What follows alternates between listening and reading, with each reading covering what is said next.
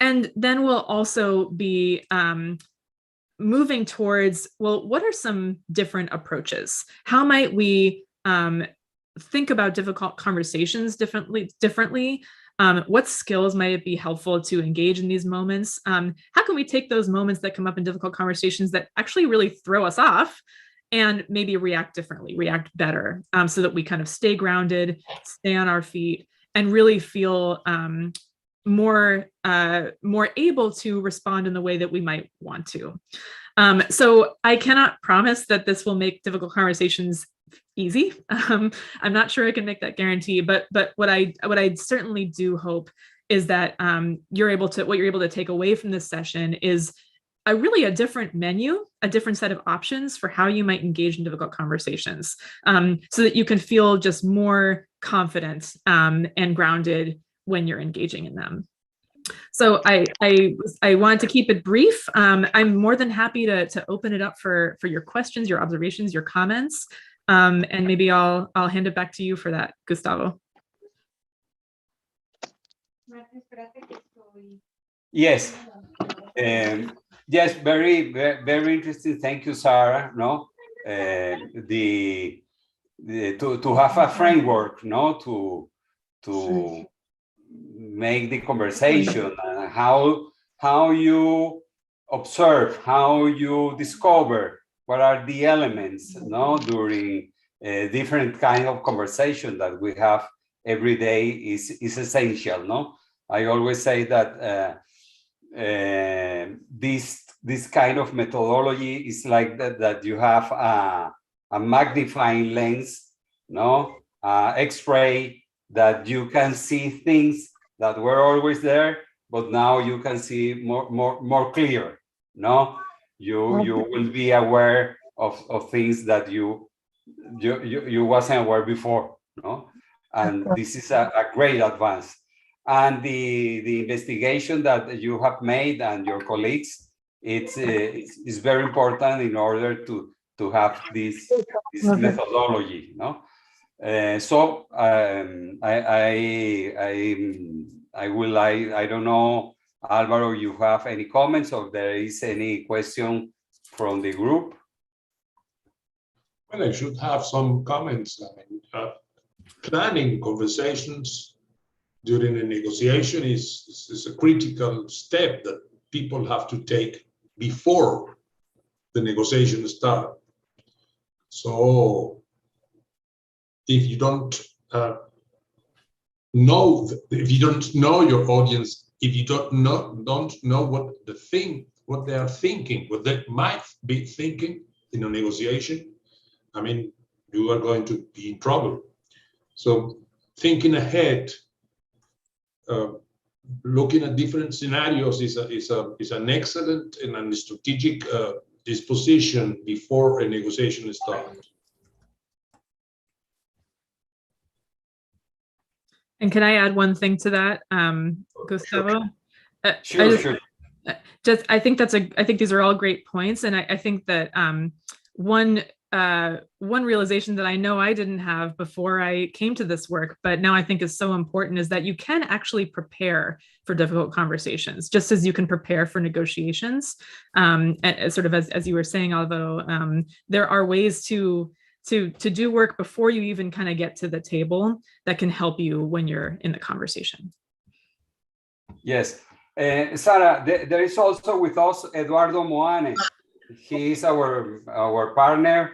He lives in Lima, in Peru. And maybe, Eduardo, you can make some comments, some questions. Okay. We've been in this, as you know, Sara, more time than we want to remember. We've been delivering workshops on negotiation for already 20 years. And the framework, it's so difficult to make people and companies understand. You need a framework, you need a methodology. We jump to negotiations, we jump to conversations, difficult conversations, without thinking in the framework. And I don't want to talk about culture, but I will. Latin Americans, we are so spontaneous, and who's going to a negotiation? I'm going. Have you prepared? No, but I'm a tiger. I'm a tiger. And it's like, with no framework, how can we succeed? You know. So I just wanted to mention that this is of the utmost importance. Yeah. That's it.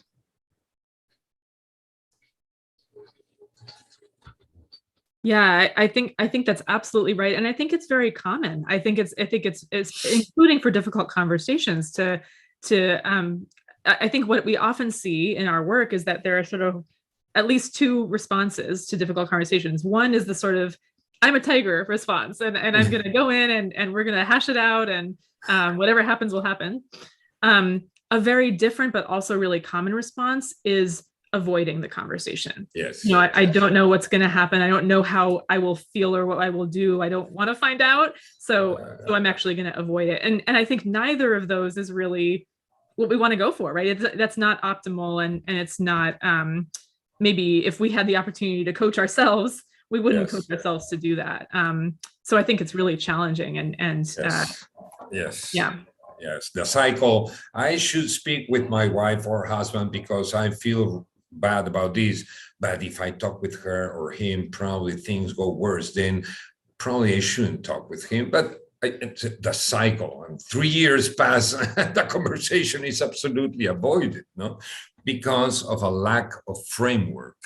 But anyhow, I don't want to. Always, Eduardo, Sara, and the others, it's our work to have to manage difficult conversations, not the others. It's our work. Is that right, Sara?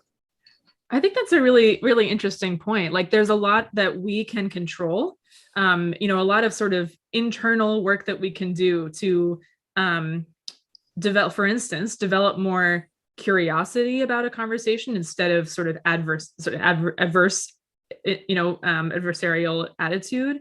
And it comes a little bit back to the preparation. How do we kind of get ourselves in the mindset of that's more around listening and more able to sort of engage constructively?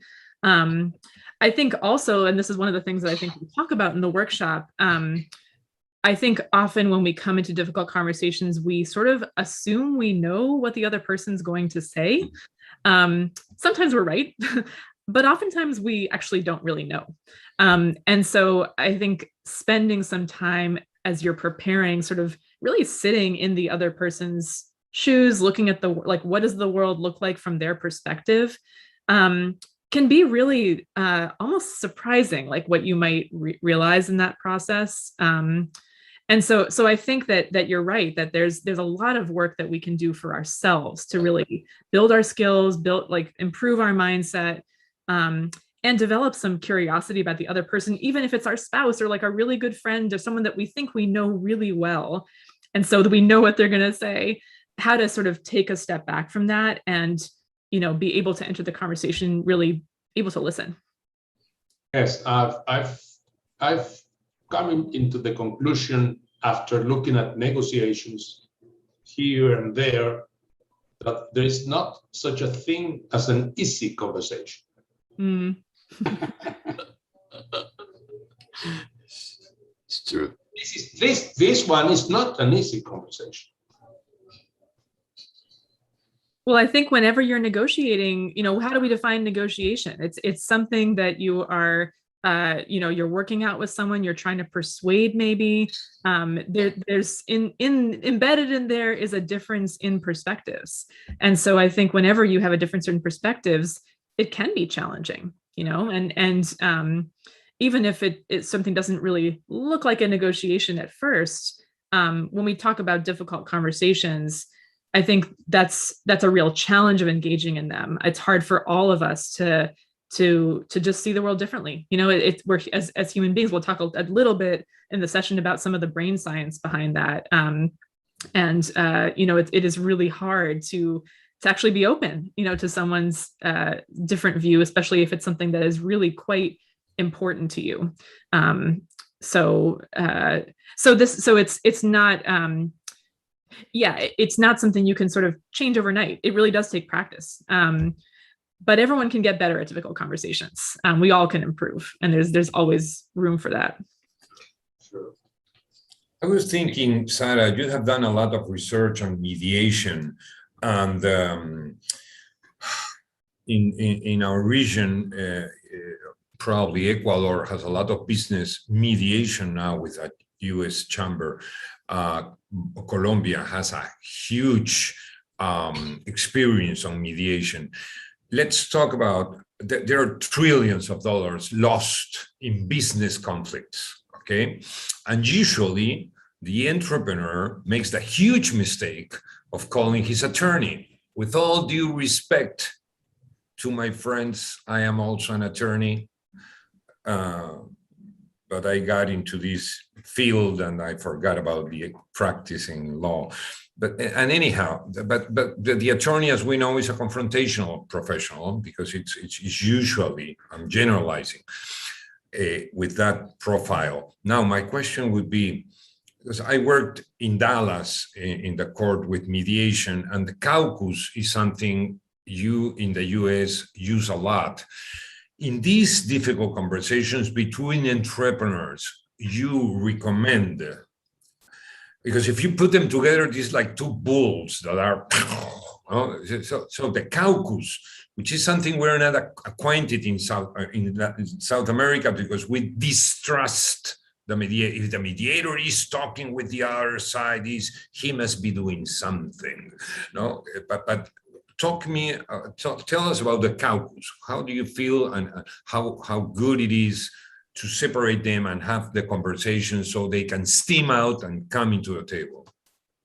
Yeah, it's a great question. So in the context of mediation, especially for entrepreneurs or business people who are in a dispute, the value of a caucus and sort of talking to the parties one-on-one versus having everyone in a room to communicate with one another. So it's a great question. And I think it's something where a lot of mediators have widely different styles.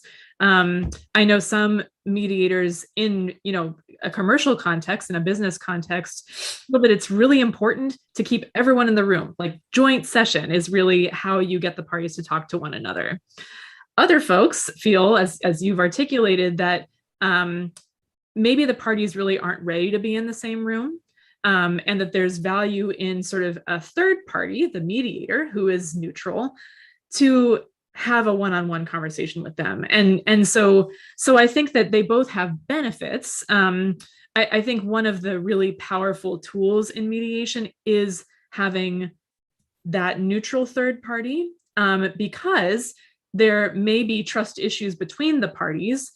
Hopefully there wouldn't be trust issues between one party and the mediator.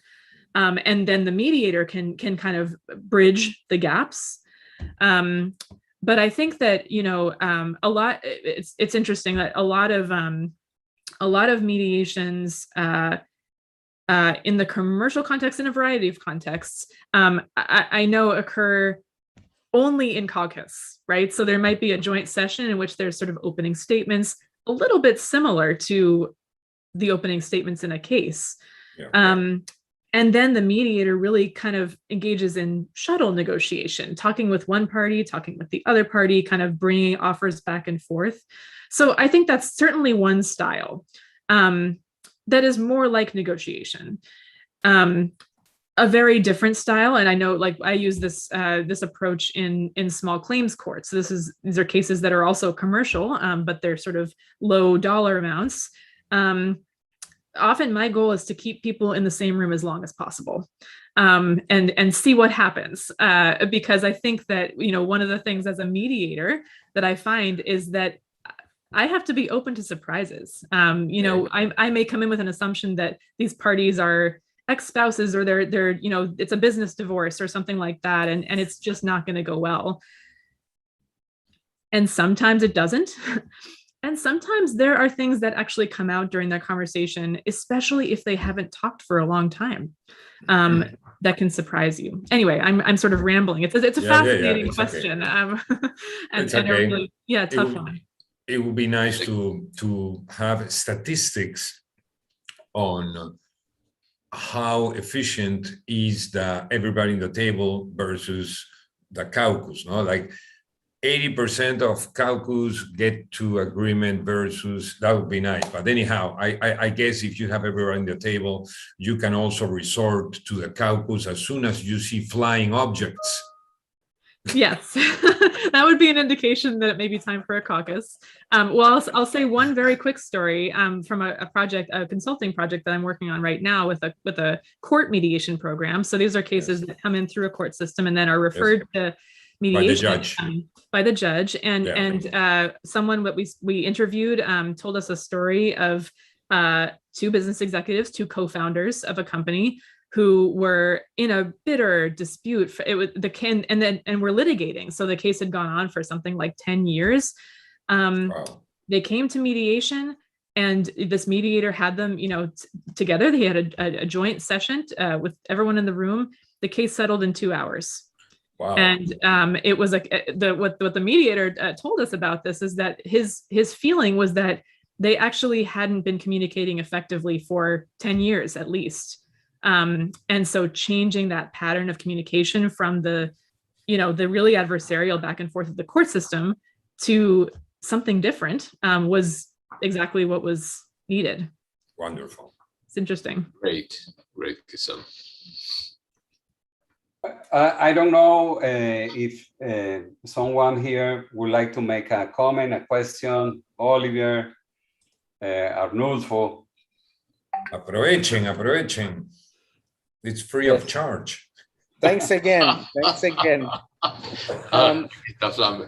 I have a question for Professor Sara. Thank you for the opportunity. During complicated, difficult conversations in a negotiation, how much do you think, if you would have to put it into percentage, is important, the strategy that you come up with, and how much is the importance of creating the proper ambience so that both parties are more eager and open to the negotiation, thinking of choosing the time, the place, whether it's a restaurant, it's informal, people are relaxed. If there's a little bit of wine, or if you need a more formal meeting in an office, and choosing time, place, etc. How much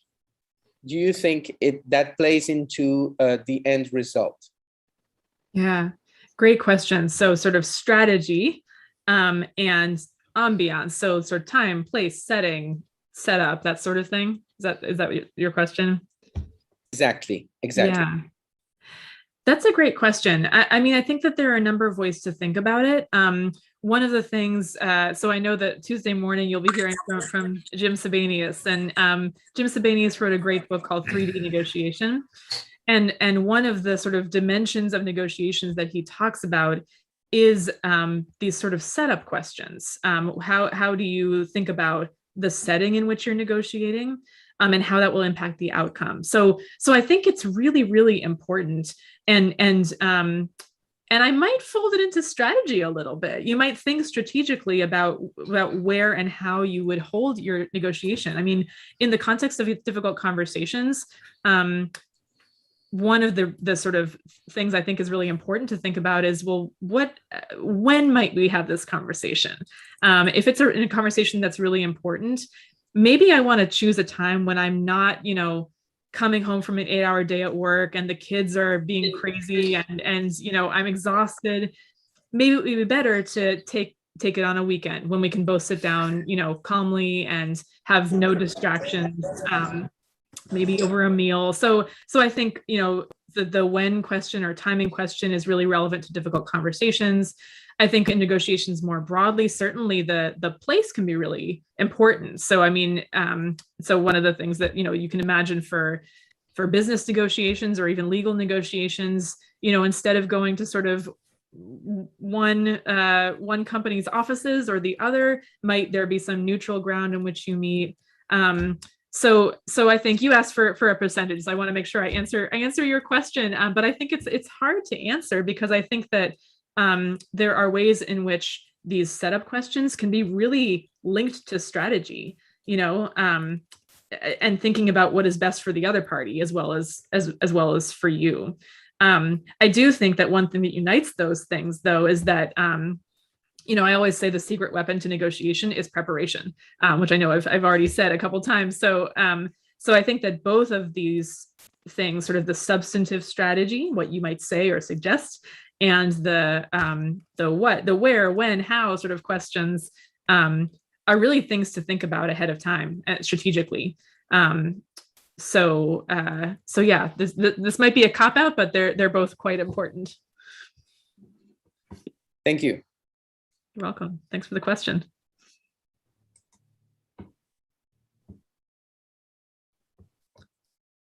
Está muteado, señor Gustavo.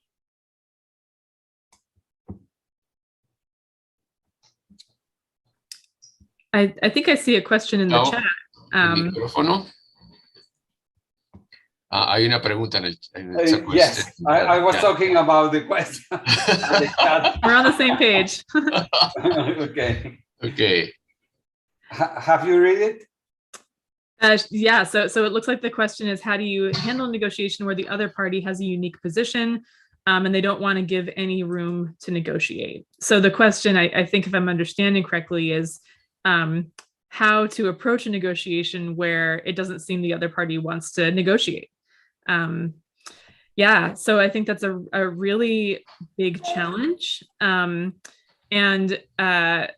You know, I think in some ways it depends on the context and sort of who the other party is. Is it someone that you have a relationship with, an ongoing relationship with, where you could talk to them about why they might be reluctant to move on something? It could, if it's sort of a more one-off negotiation, I think that's quite challenging because there's no sort of common ground that's established that you can look to. But I think one of the concepts here that I think of, and I know you'll be talking about in the workshop, is positions and interests. So what I sort of hear in this question is you might be in a situation where you are coming in with a position, the other party is coming in with a position, and they really don't want to move away from that. So I think one of the questions to ask then is, well, what is behind their position? Why do they want that particular thing? Why do they feel so committed to it? Why don't they want to move off of it? What is important to them about this situation or about this negotiation that they care about? And I think that once you move from positions to interests, it actually opens up a lot more space because you can develop additional options. So you might not be so stuck on that one position. And then also, I think the other thing that is really important and that is really relevant for difficult conversations too, is that the person could feel heard and acknowledged. So I think oftentimes, you know, everyone in every conversation wants to feel heard. They want to feel understood. And I think that getting to the interests as opposed to the positions can really help to meet that need that I think we all have in even if we feel like we're really flexible and we're willing to negotiate. I think a lot of us don't react well if we feel like we're not being heard, you know, if we're not being listened to. So I think that those are some of the things that I might think about. Sort of, how do I help the other person feel listened to, feel heard? Is there something that I'm not understanding about their position where I need to listen better? So those are some thoughts that come to mind. It's a tricky one. We need more information. Yeah. Yes. Monica, is that a provider? Oh, you're welcome. Okay, it is a provider. Okay, is he a unique? Because sometimes we believe the provider of services or goods is unique, no? And then the element alternative is the one we have to start working on, no? I remember in El Salvador, I was working with a soft drink company and their provider of gas, carbonate gas, which is the blood of the company. Without carbonate gas, you don't make soft drinks, was very lousy. And I said, but there has to be a different one. Instead of bringing it from Guatemala, why don't you import it from the States? Well, but then I have to build a huge iron ball in order to bring it. And how much does it cost? Well, $30,000. I'd rather invest $30,000 in bringing in the gas from the carbonate gas from the States in order to prove to this provider that he's not unique. And I can have a way of doing things, and that could bring him to the table. So I always think there are ways to bring a provider who believes he's strong or unique to the table. So that was the information that was relevant in this case, no? Yes. Yeah, that was a great follow-up question, Eduardo. And I think that, one of the things that it's important to think about is sort of what, I think sometimes we think about leverage in negotiations, who has the leverage. Yes. I prefer to think about sources of power. What can help me develop sources of power in this negotiation? I think that the alternative, the BATNA, is a great example of that, building, and also making it seem that their BATNA or their alternative is worse, right? You wouldn't want to go with this other company or this other route. So I think that can really help your position in a negotiation. Yes, for sure. And sometimes people believe the other one has power, and power is, as you just said, is such a difficult thing to really Absolutely grasp. A mosquito in our room in the night is small but has power. So power doesn't mean the other one has a lot of money. That doesn't mean anything. That doesn't need a peasant could stop the highway of Las Bambas with a multimillionaire company. So power is something we need to grasp with delicately, because it's not that easy to define it. Absolutely. And there are different kinds of power. I think often we say, oh, well, my company is so much smaller than that company. They have so much more leverage or so much more power. So, I mean, what we call structural power, money, resources, that's definitely a type of power. Yeah. But there's also informational power. There's also expertise. When we think about negotiations, for instance, between, some of the what we've worked on in the past involves, small entrepreneurs who are very specialized and universities or organizations that are licensing their technology. Well, you can look at that situation and say, well, it's an individual versus a huge company. But you might also say, well, that individual is the only one who has that technology, expertise. The only one who has that, expertise. So it is a slippery concept. Yeah, it is. I was just thinking. No, go ahead. Well, very interesting conversation, Sara. Thank you very much for your time, and we hope to see you soon at our workshop next December. And I don't know if you have a final message or just say hello, good night. I think I just want to thank you all and thank all of our participants for tuning in and just to say I'm so excited to meet you all in just a few weeks, and I think this is a topic that really benefits from sharing experiences and conversations about it and strategies, sharing strategies. So I'm just really looking forward to engaging with you and the conversations. So thanks for organizing this tonight, Gustavo. Thank you. Thank you to Mariano Martinez from Mexico and Nelson Bejar in Bolivia, one of our guys around the region. Bye. Thank you very much. Thank you very much. Bye, Sara. Thank you. Bye. Thank you.